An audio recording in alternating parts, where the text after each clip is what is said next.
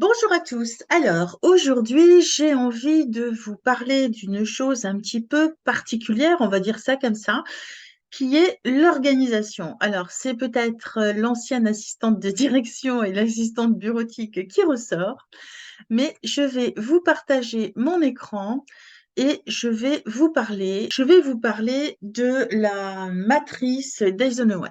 Alors, certainement que beaucoup d'entre vous la connaissent.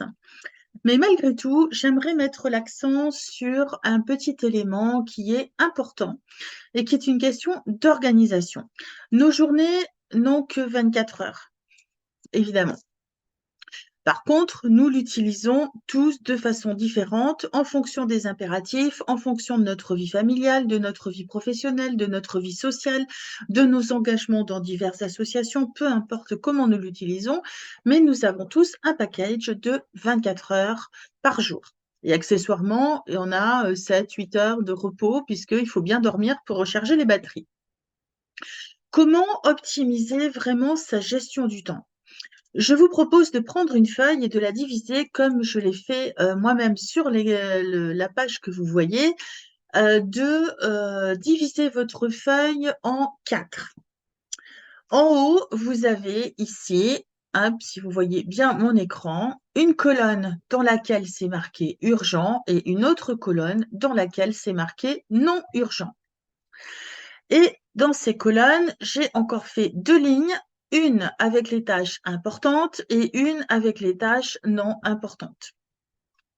Donc l'objectif va être chaque semaine, peut-être en début de semaine, de programmer votre semaine à l'avance. Bien entendu, vous avez des impératifs, donc ces impératifs, on va les noter. Alors les impératifs, bien souvent, ils se trouvent dans cette colonne-là, dans la case jaune, qui représente les choses importantes et les choses urgentes à réaliser. Alors, ça peut être votre travail, ça peut être, va tout dépendre de ce que vous allez mettre dedans. On est tous différents, donc on va pas forcément y mettre les choses. On va y mettre, évidemment, tous les rendez-vous qu'on a déjà programmés pour cette semaine-là. Donc ça va faire partie du court terme et c'est vraiment des choses que nous ne pouvons pas déléguer, c'est des choses que nous devons faire nous-mêmes.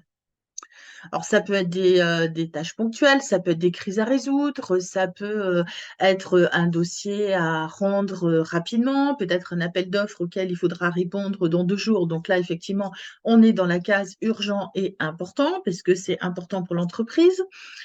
Donc ça, là, je vous parle, là, c'est l'assistante qui parle, hein. Donc ça représente quand même généralement 35 de notre temps. Ensuite, on va pouvoir planifier, donc ça, c'est le type 1. Alors, les 35 de son temps, ça dépend des personnes. Encore une fois, là, les pourcentages, ils peuvent être variables d'une personne à l'autre. Bah, ensuite, on va avoir sur la colonne d'à côté l'impact sur le long terme, c'est-à-dire des choses qui ne sont pas urgentes, mais qui sont importantes pour vous. Donc, ça peut être, par exemple, écrire un livre, préparer un dossier, un séminaire pour dans 6 mois. Ça peut être, j'ai décidé, je dis n'importe quoi, mais d'organiser un salon du bien-être, mais je vais l'organiser peut-être au printemps prochain. Donc là, c'est pas franchement urgent parce que j'ai encore 6 mois devant moi, mais c'est quand même important que je le mette en place. Donc là, je vais le planifier dans ces choses-là. Peu importe après, ça peut être également prendre du temps pour soi et pour se ressourcer. Alors celui-là, on pourrait aussi basculer cette tâche, dans le jaune parce que c'est quand même important. Si on prend du temps pour soi, pour se ressourcer, on va pouvoir être plus efficace, optimiser encore mieux notre temps et être le plus efficace possible dans les tâches quotidiennes. Donc voilà, c'est des choses comme ça. Ensuite, on a une autre catégorie qui est dans la colonne urgent, mais dans la colonne pas important. C'est-à-dire que c'est des choses qu'on doit faire en urgence peut-être ou pas, hein. Si vous n'avez pas fait votre ménage depuis 3 mois, bah, ça va peut-être être, l'urgence de le faire. C'est pas franchement important en soi, mais c'est quand même urgent parce qu'on aime bien vivre dans la propreté et dans un endroit qui est rangé. Alors ça peut être, voilà, ça peut être les courses, ça peut être la cuisine, les corvées ménagères et cetera. Des choses que vous pouvez déléguer.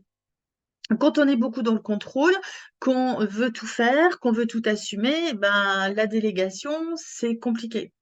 Mais il y a des moments où les journées n'ont que 24 heures et si on se met trop de choses dans l'urgence et dans l'importance, on va finir par ne pas les faire correctement, par bâcler certaines tâches qui mériteraient quand même une attention particulière et se faire aider, ça peut avoir son utilité. Donc là, je vous passe des petits messages comme ça en passant. En fait, ce sont dans des choses qui sont urgentes, mais qui ne sont pas spécialement importantes, qui n'apportent en fait pas de valeur ajoutée.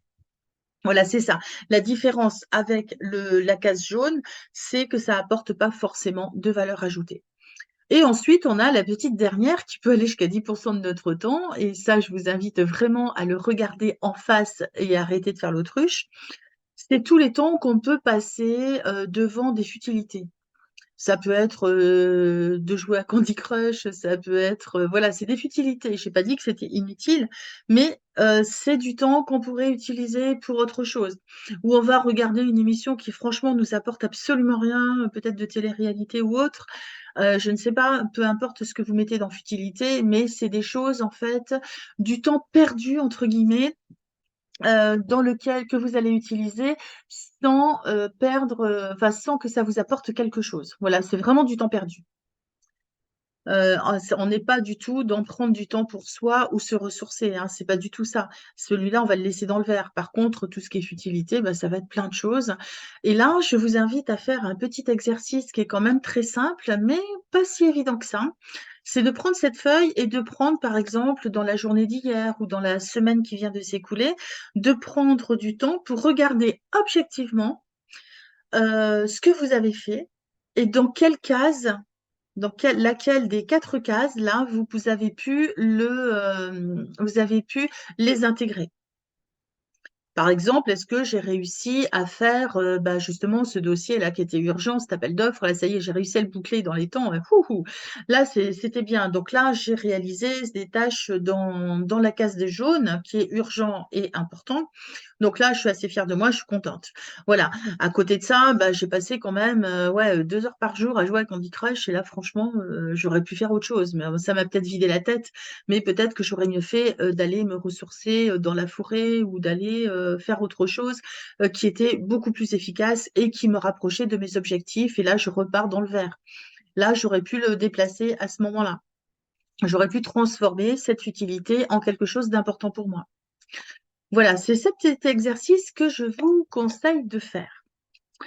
Maintenant, pour valider tout ce que je viens de vous dire, j'aimerais vous parler, alors certains le connaissent et l'utilisent, d'autres peut-être pas encore, mais vous savez que depuis quelques années, je construis mon agenda qui est justement, qui va vous permettre de gérer au mieux votre temps et d'équilibrer votre matrice d'Eisenhower. Donc, mon agenda 2024 qui est disponible en précommande dès maintenant. Je vais vous en parler. Alors là, c'est la nouvelle couverture que je vous propose pour l'année prochaine. C'est celle que voilà, tous ceux qui sont habitués à l'agenda vont retrouver la même configuration parce que c'est un agenda qui va nous permettre vraiment d'aller en profondeur sur nos objectifs, pour atteindre nos objectifs.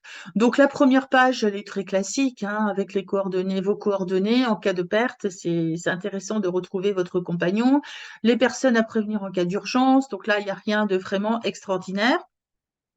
Ensuite, je vous ai préparé 2 petites pages qui vont vous permettre de mieux vous connaître, de réfléchir. C'est un agenda introspectif aussi en même temps qui va vous permettre d'atteindre vos objectifs. Donc là, on part d'ici et maintenant sur le qui suis-je. Donc des petites questions que je vous incite vraiment à répondre auxquelles je vous incite à répondre. Ensuite, sur cette page-là, nous avons une page blanche dans laquelle vous allez pouvoir créer votre tableau de visualisation, c'est-à-dire soit en mettant des images, des photos, des textes, peu importe comment vous allez le construire. Mais qu'est-ce que vous voulez construire durant l'année 2023? Quels sont les objectifs généraux que vous avez, 2024, pardon, que vous avez envie d'accomplir durant cette nouvelle année?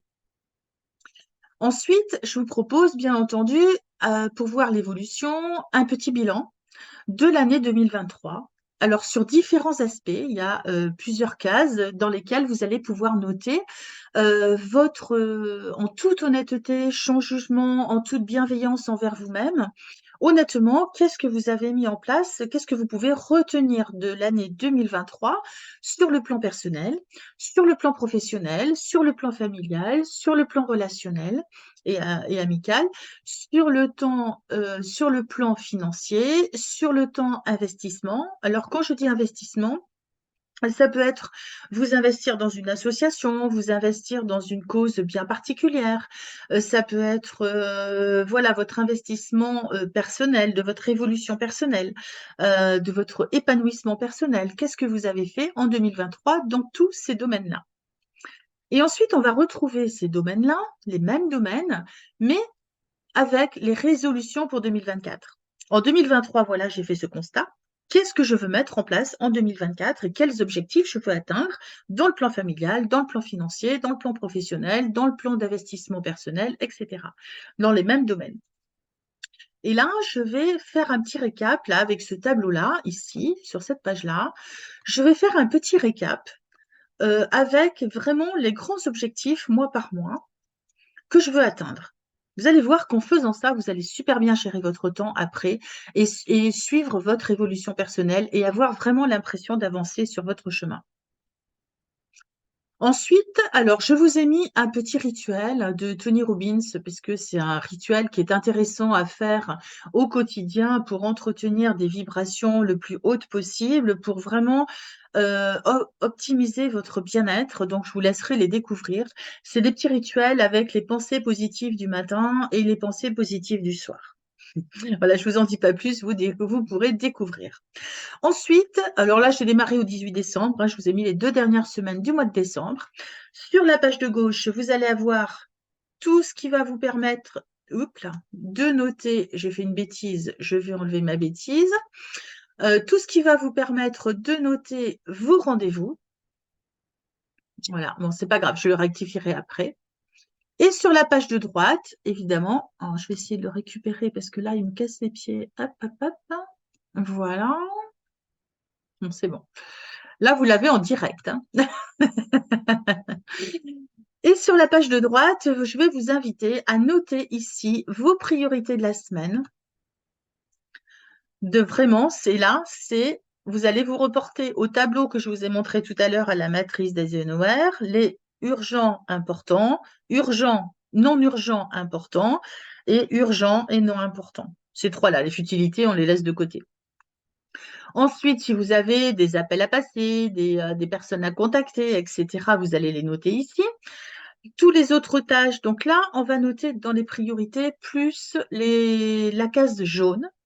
Et ici, dans les autres tâches, on va noter les verts et les bleus. C'est-à-dire, les verts, c'est les non urgents et importants, et les bleus, c'est les urgents et non importants. Et ensuite, à la fin de la semaine, je vais vous proposer de faire un bilan. Un bilan de votre semaine. Alors, vous pouvez le faire jour par jour. Vous pouvez noter les éléments importants qui se sont passés dans la semaine, peut-être des rendez-vous qui se sont reportés, pourquoi et qu'est-ce que ça a fait émotionnellement, etc. Et ensuite, vous allez noter votre niveau de satisfaction dans la semaine en vous donnant une note. Alors, c'est que pour vous, hein, et pourquoi vous avez mis cette note.